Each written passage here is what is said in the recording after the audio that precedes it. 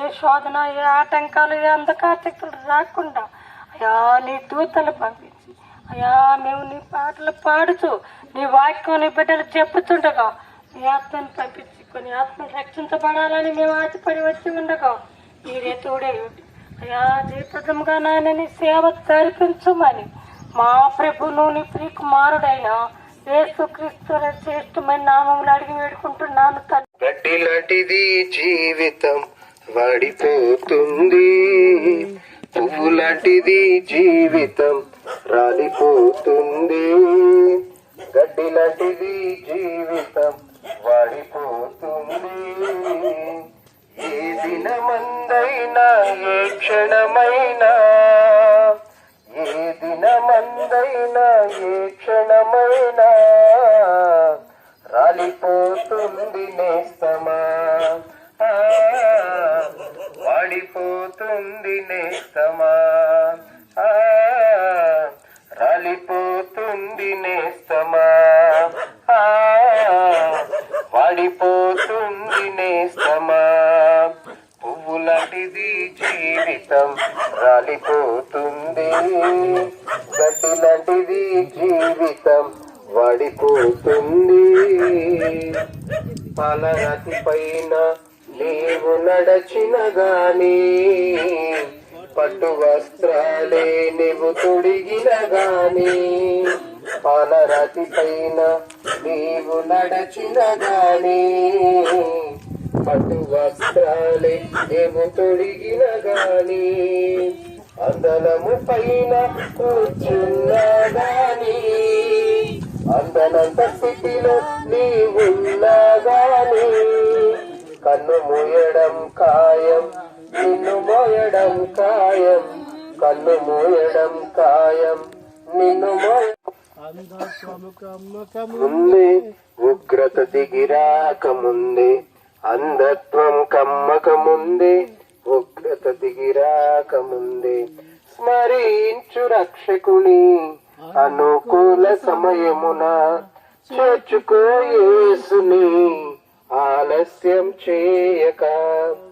స్మరించు రక్షకుని అనుకూల సమయమున, చేర్చుకో యేసుని ఆలస్యం చేయక. దుర్దినములు రాకముందే, సర్వం కోల్పోక ముందే, అంధత్వం కమ్మక ముందే, ఉగ్రత దిగిరాక ముందే, అంధత్వం కమ్మక ముందే, ఉగ్రత దిగిరాక ముందే. చెప్పండి తమ్ముడు, ఒక 5 నిమిషాలు చెప్పండి. క్రీస్తునందు ప్రియమైన దైవజనాంగమా, మన ప్రభువును రక్షకుడైన యేసు క్రీస్తు నామములో ఈ ప్రాంతవాసులకి శుభాభివందనాలు తెలియచేసుకుంటా ఉన్నాము. దేవుడు ఈ యొక్క ప్రాంతాన్ని ప్రేమించి, ఈ యొక్క 9వ వార్డు ఎరకల కాలనీని ప్రేమించి దేవుడు ఈ ప్రాంతానికి సువార్తని వెదజల్లమని దేవుని వాక్యం స్పష్టంగా తెలియజేస్తా ఉంది. మీరు సర్వలోకములకు వెళ్లి సర్వ సృష్టికి సువార్తను ప్రకటించండి అని దేవుని వాక్యం స్పష్టంగా తెలియజేస్తా ఉంది. కనుక ఈ యొక్క సువార్తను ఇప్పుడు మీ ప్రాంతానికి తీసుకొచ్చి ఉన్నాం. చూడండి, మానవ జీవితానికి గ్యారంటీ వారంటీ లేదండి. చూడండి, ఎప్పుడు ఎక్కడ ఏది సంభవిస్తుందో మనకు తెలియదు. మనం చూసినటువంటి సెల్ ఫోన్స్ లో గానీ, లేదా టీవీలో కానీ, లేదా ఎక్కడ చూసినా గానీ మనం వినకూడనటువంటి సంఘటనలు, దుర్ఘటనలు చూస్తా ఉన్నాం. కారణం ఏంటంటే మానవుల్లో విస్తున్నటువంటి పాపం. కనుక దేవుడి వాక్యం మనకి స్పష్టంగా తెలియజేస్తా ఉంది. పాపం వల్ల వచ్చి జీతం మరణము, అయితే దేవుని కృపావరం వల్ల మనకి నిత్య జీవం. కాదు శాశ్వతం, ఏది కాదు నీ సొంతం, దాటిపోవును నీ సంపదలన్నీ. ఇంతలోని కన్నపడి అంతలోని భయమయ్యే, అంతమైన దానిక ఆరాటం. త్రాసు మీద ధూళి వంటి, ఎత్తలేని నీటి వంటి, స్వల్పమైన దానిక పోరాటం. బంగారు కాసులున్న అపరంగ మేడలున్న అంతరించిపోయెను భూమిలోని రాజులు. బంగారు కాసులున్న అపరంజి మేడలున్న అంతరించిపోయెను భూమిలోని రాజులు. నాది నాది నాది అంటూ విరోధిగుచున్నావా, దేహమైన వచ్చునా. నాది నాది నాది అంటూ విరోధిగుచున్నావా, చచ్చినాక నీవెల్ల దేహమైన వచ్చునా. ఇంతలోని కూర్చున్న చోచెడును నీ దేహము, పాపములోనే మరణించిన చో తప్పదు నరకము. ఓ మానవా నీ పాపం మానవా, యేసయ్య చెంత చేరి నీ బ్రతుకు మార్చుకోవా. హల్లెలూయా. యేసుక్రీస్తు నామాన్ని బట్టి ఈ ప్రాంత ప్రజలందరికీ శుభము కలుగును గాక. ప్రియ దేవుని పిల్లలారా, యేసుక్రీస్తు గురించి తెలియచేయట్లో మేము ఎంతో సంతోషిస్తూ ఉన్నాం. యేసు అనగా రక్షకుడు కనుకనే ఈయన గురించి మనము తెలుసుకోవాలంటూ ఆశపడుతూ ఉన్నాం. ప్రియ దేవుని పిల్లలారా, ఈ లోకంలో మానవునికి అత్యంత విలువైనది ఏంది అంటే చూస్తూ ఉంటే చాలా మంది అనుకుంటూ ఉంటారు డబ్బను, బంగారమును, రకరకాలుగా ఇది చాలా విలువైనదిగా గమనిస్తూ ఉంటారు. కానీ దేవుడు మాత్రము వీటన్నిటిని ఏమి చూడలే. కానీ మానవుడే చాలా విలువైన వ్యక్తిగా దేవుడు గమనిస్తూ ఉన్నాడు. ఎందుకంటే ఈ లోకంలో ఏమి ఉన్నా లేకపోయినా ప్రాణం లేకపోతే అది అంతా వ్యర్థమే. ఒకవేళ మనకి అనేక ధనమున్న ప్రాణం లేకపోతే ఏం చేసుకోగలం? కనుకనే ఈ ప్రాణము ఎంతో విలువైనది. ఇది ఎవరును కొనలేనిది. ఎవరు ఎంత ఇస్తా అన్నా కానీ అది మనకు దక్కలేనిది.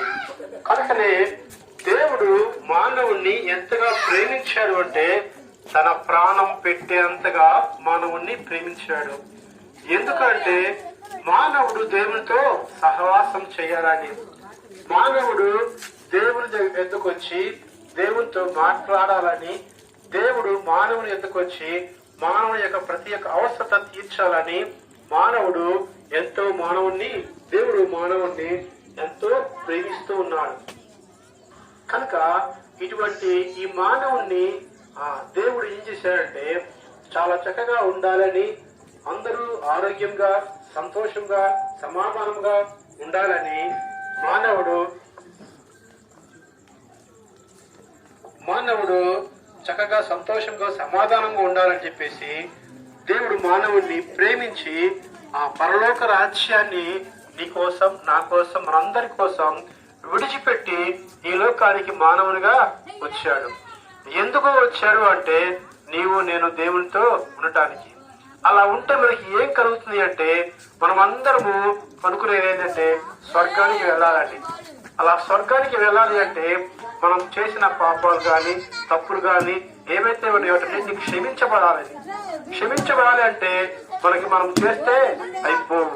కనుక ఎవరో ఒక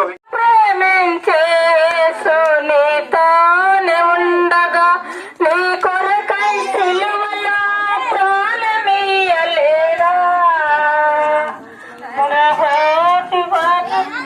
ప్రతిష్ఠించలేదా, మనసానికెందుకే ఇంత భయము, నిన్ను ప్రేమించే సునీతోనే ఉండగా చిన్నతోనే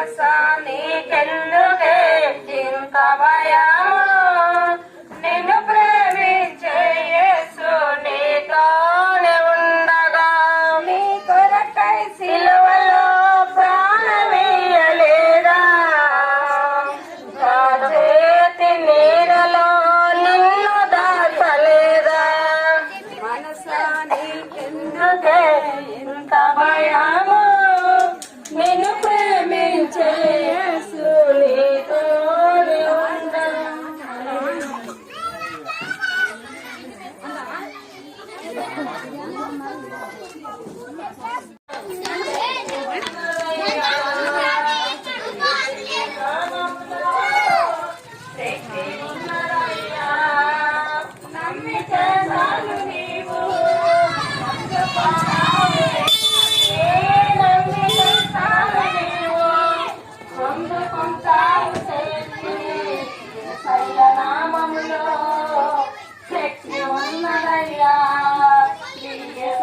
నామములో శక్తి ఉన్నదయ్యా, పాపాలను క్షమించే శక్తి కలిగినది యేసయ్య నామము, పాపిని పవిత్రపరిచే శక్తి కలిగినది యేసయ్య నామము, యేసయ్య నామములో శక్తి ఉన్నదయ్యా, యేసయ్య నామములో శక్తి ఉన్నదయ్యా.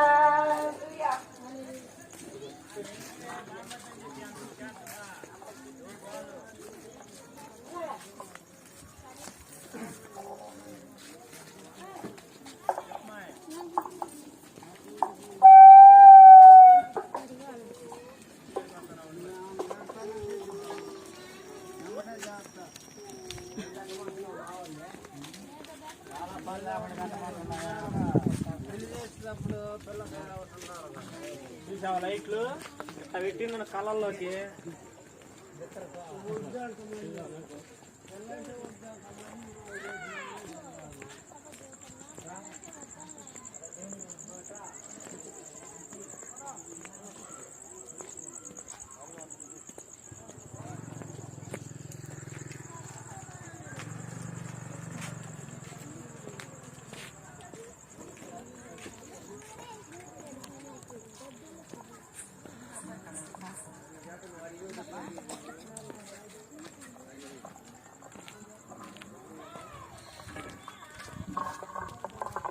హల్లెలూయా, స్తోత్రం.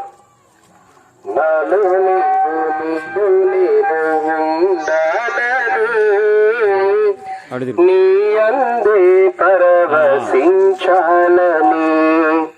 నాలో నీవు నీలో నేను ఉండాలని నీ అందే పరవశించాలని నా హృదయాశయ్యా ప్రియుడా యేసయ్యా, నా హృదయాశయ్యా ప్రియుడా యేసయ్యా, నాలో నీవు నీలో నేను ఉండాలని నీ అందే పరవశించాలని.